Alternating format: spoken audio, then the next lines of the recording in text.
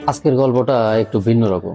আজকের গল্পের মূল নায়ক হচ্ছে ইঁদুর। তো গল্পটা হলো, এক জঙ্গলে চিতাবাঘ বসে বিড়ি টানতেছিল। তো কোথা থেকে যেন একটা ইঁদুর এসে ওই চিতাবাঘকে বুঝাইতে লাগলো যে, ভাই এসব ভালো না, তুমি আমার সাথে আসো, দেখো পৃথিবী কত সুন্দর। এই শুনে ওই চিতাবাঘ ইঁদুরের পিছ পিছ হাঁটা দিল।